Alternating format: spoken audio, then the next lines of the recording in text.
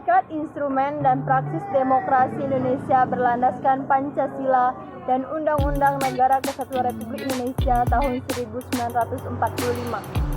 A. Menelusuri konsep urgensi demokrasi yang bersumber dari Pancasila. Apa sih arti dari demokrasi? Nah, secara etimologis, demokrasi berasal dari bahasa Yunani, yaitu demos yang berarti rakyat dan kertos atau kertan yang berarti pemerintahan atau kekuasaan. Jadi, demos kertai atau demos kertos berarti pemerintahan rakyat, kekuasaan rakyat. Ada 3 tradisi pemikiran politik demokrasi. Yang pertama, ada teori Aristotelan klasik. Yang kedua, ada teori abad pertengahan. Ketiga, ada doktrin kontemporer. Tentang demokrasi Indonesia.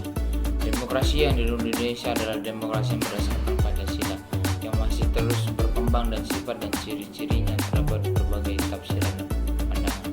Menurut Bapak Muhammad Atta, kita sudah mengenal tradisi demokrasi jauh sebelum Indonesia merdeka, yakni demokrasi desa. Demokrasi desa atau desa demokrasi merupakan demokrasi asli Indonesia dan cirikan 3 hal, yakni cita-cita rapat, cita-cita masa, proses, cita-cita tolong menolong. Pentingnya demokrasi sebagai sistem politik kenegaraan modern. Demokrasi memegang peran penting dalam masyarakat dan dalam tata aturan suatu negara. Tanpa adanya demokrasi di suatu negara dan segalanya sesuatu diatur oleh pemerintah, maka hilang kesejahteraan masyarakat dan kacau negara tersebut. Menggali sumber historis, sosiologis, dan politik tentang demokrasi yang bersumber dari Pancasila. 1. Sumber nilai yang berasal dari demokrasi desa. Demokrasi yang diformulasikan sebagai pemerintah dari rakyat, oleh rakyat, dan untuk rakyat merupakan fenomena baru bagi Indonesia ketika mereka mengenai adanya anasir demokrasi dalam tradisi desa. Kita akan memimpin 2 macam analisis berikut. Pertama, paham kedaulatan rakyat sebenarnya sudah tumbuh sejak lama di Nusantara dalam Minangkabau, misalnya pada abad 14 sampai abad 15. Kekuasaan raja dibatasi oleh ketundukannya pada keadilan kepatutan.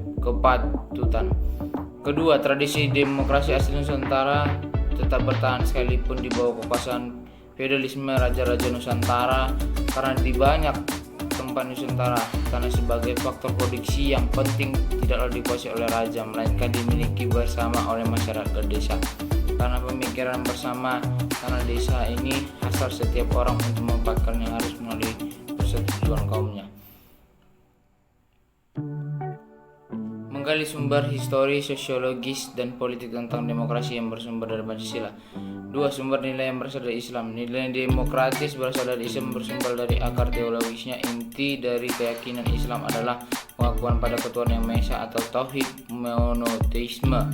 Dalam keyakinan ini hanya Tuhanlah satu-satu wujud yang pasti. Semua selain Tuhan bersifat nisbi, belaka. Prinsip tauhid adalah paham perasaan kesederajatan manusia di hadapan Tuhan, yang melarang adanya kerendahan martabat dan pemaksaan kehendak antar sesama. 3. Sumber nilai yang berasal dari Barat. Masyarakat Barat mempunyai akar demokrasi yang panjang. Pusat pertumbuhan demokrasi terpenting di Yunani adalah kota Athena. Kehadiran kolonialisme Eropa, khususnya Belanda di Indonesia, membawa 2 sisi dari koin peradaban Barat, yaitu represi imperialisme kapitalisme dan sisi humanisme demokratis.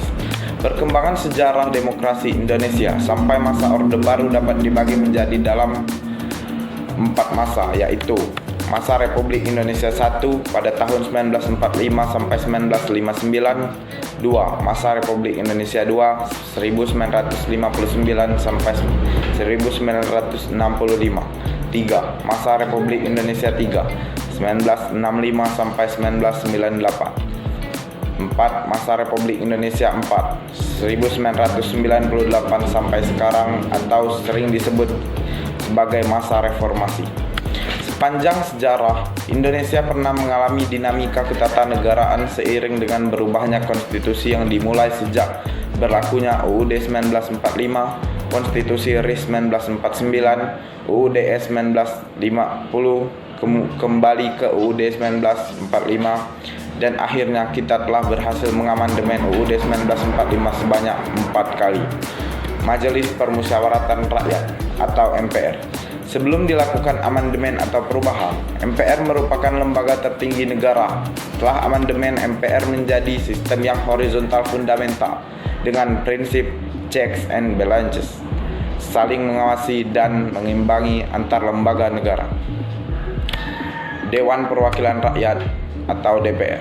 Fungsi DPR ada 3, yaitu fungsi legislasi atau membentuk undang-undang, fungsi anggaran atau menyusun dan menetapkan APBN bersama Presiden. 3. Fungsi pengawasan atau pengawasan pelaksanaan Undang-Undang Dasar.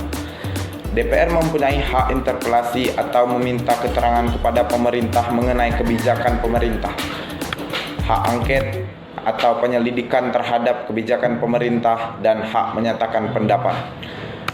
Dewan Perwakilan Daerah atau DPD.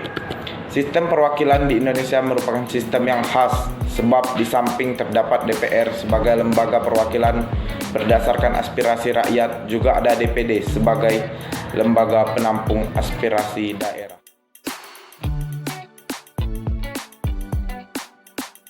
Teman-teman, perkenalkan nama saya Melisa Sihombing. Di sini saya akan menjelaskan tentang hakikat instrumentasi dan praktis demokrasi Indonesia berlandaskan Pancasila dan Undang-Undang Dasar Negara Kesatuan Republik Indonesia tahun 1945. DPR. Seperti yang kita ketahui, DPR mempunyai tugas untuk membahas dan menyusun rancangan undang-undang dan menyetujui atau tidaknya peraturan pemerintah pengganti undang-undang tersebut. Pula dengan demokrasi Pancasila, DPR mempunyai tugas untuk melakukan konsolidasi atau melakukan suatu usaha atau kegiatan untuk menyatukan rakyat dengan pemerintah supaya menjalin demokrasi dengan matang. Sekarang, bagaimana bentuk demokrasi? Bentuk demokrasi seperti bisa kita lakukan di lingkungan sekolah. Misalnya kita melakukan pemilihan ketua kelas dengan melalui musyawarah atau voting dengan suara terbanyak. Jika mendapatkan suara terbanyak, maka dia akan menjadi ketua kelas atau pengurus perangkat kelas tersebut. Dan tidak melakukan kekerasan. Itulah contoh demokrasi dalam lingkungan. Seperti yang kita ketahui, demokrasi adalah suatu bentuk pemerintahan di mana semua warga negaranya memiliki hak setara dengan pengambilan keputusan yang dapat mengubah kehidupan mereka. Mengapa demokrasi itu penting bagi negara? Mengapa demokrasi itu penting bagi rakyat? Ini alasannya, karena demokrasi mempunyai sistem di mana menjamin hak warga negara untuk ikut terlibat setara dalam kehidupan bernegara dengan hak yang dijamin. Suatu negara, jika tidak ada peranan warga negara, itu tidak disebut dengan negara. Sistem feodalnya, jika rakyat tidak memiliki hak dalam sebuah negara, maka yang terjadi yaitu rusaknya moral dan turunnya harga diri seseorang. Jika demokrasi tidak ada di Indonesia, mungkin negara Indonesia sekarang sudah hancur karena terjadinya perang saudara dan demo di mana-mana. Itulah pentingnya demokrasi di setiap negara. Pesan saya untuk pemuda Indonesia, teruslah berjuang, teruslah berkarya. Dan ingat kata Bapak Presiden kita yang pertama, jangan tanyakan pada negara apa yang diberikan negara kepadamu, tapi tanyakan kepada dirimu sendiri apa yang dapat kamu berikan kepada negara.